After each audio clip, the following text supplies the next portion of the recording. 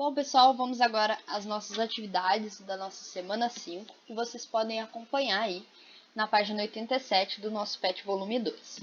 Número 1. Explique a persistência da fome no continente africano, mesmo com tantos investimentos na modernização da agricultura no mundo. Pessoal, para responder essa questão, pense, será que esses investimentos na modernização da agricultura nesse continente é voltada realmente para o próprio continente? Essa produção é voltada para atender às necessidades da população ou do mercado externo, para abastecer as nações desenvolvidas? Então é muito importante a gente pensar sobre isso. E lembre-se também do processo de imperialismo durante a Segunda Revolução Industrial, que foi a principal causa da fome, da miséria que nós vemos hoje no continente africano. Tivemos uma intensa exploração dos seus recursos fundamentais para o desenvolvimento dessas nações africanas. É um problema estrutural, social, que foi consequência aí das ações de outros países sobre esse continente. E importante a gente destacar, nem sempre esses investimentos tecnológicos para a modernização da produção são voltados para o consumo do próprio continente, dos próprios países. No Brasil também notamos uma fome, uma miséria muito marcante. E a gente também tem inúmeros investimentos na modernização da agricultura. Porém, a nossa agricultura aqui não é voltada para o sustento da nossa própria nação. Ela é voltada para exportação. Então a gente vende a matéria-prima e compra o produto já processado, já industrializado. Pensem sobre essas questões para responder aí a número 1. Número 2. A chamada terceira revolução industrial ou revolução técnico-científica fez surgir novos processos de produção e grandes mudanças nas relações de trabalho dentro das empresas capitalistas. A esse respeito, marque a alternativa correta. A. As novas tecnologias favoreceram a informatização do processo produtivo e a ampliação do emprego de modo geral. B. Surgiu o Fordismo, o conjunto de métodos para a produção em série com os quais o operário produz mais em menos tempo. C. O sistema de trabalho repetitivo foi ampliado e a especialização do operário tornou-se fundamental. Ou D. O método mais ágil e flexível foi desenvolvido e adaptado ao mercado que prioriza o controle de qualidade conhecido por just-in-time. Falamos bastante a respeito da terceira revolução industrial na nossa aula e eu deixei lá para vocês um esqueminha, um mapa mental sobre a terceira revolução industrial. E esse mapa mental vai ajudar bastante vocês a responder essa questão.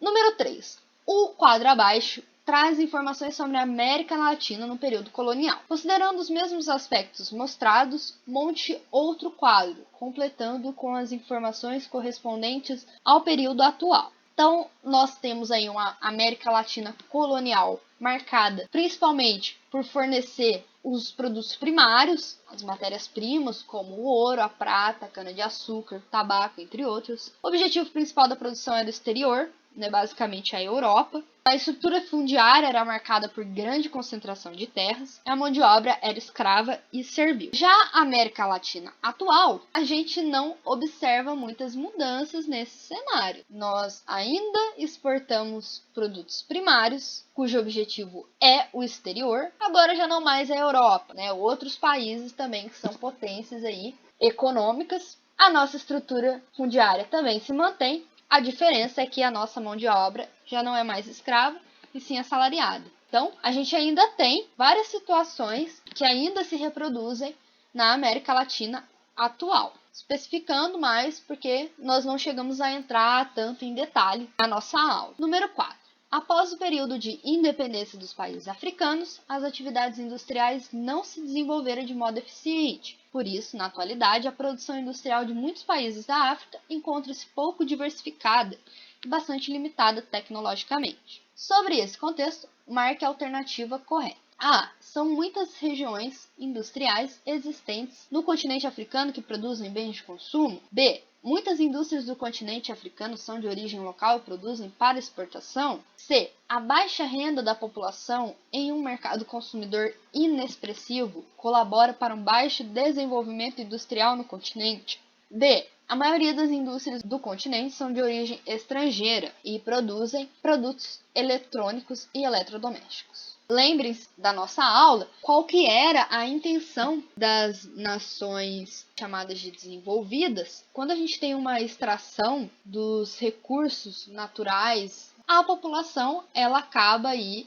sendo atingida, né? Sendo prejudicada. Ela carece de recursos essenciais, então isso vai se refletir no consumo.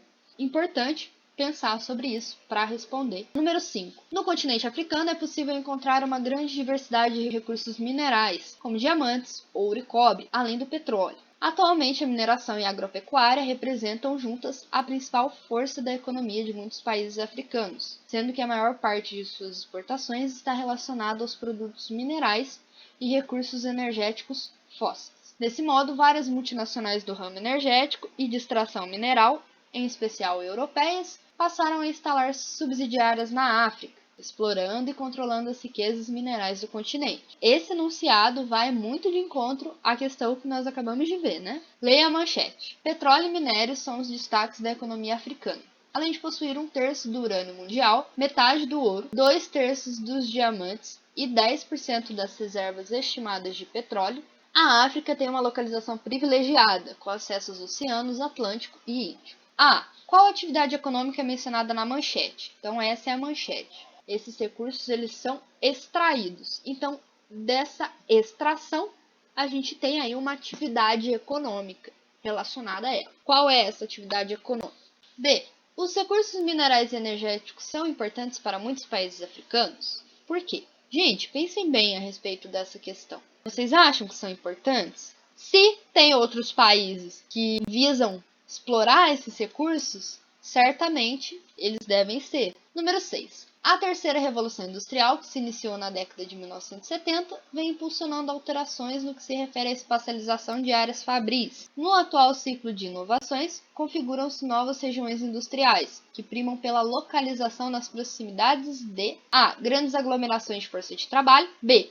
Áreas com recursos naturais abundantes, C. Amplos mercados consumidores e D. Universidades e institutos de pesquisa.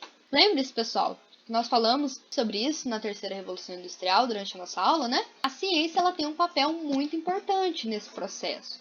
Então pense, qual dessas alternativas elas estão mais relacionadas à ciência? Que aí vocês conseguirão responder. Essa foi a explicação das atividades, espero que tenha ajudado. Um grande abraço e até a próxima!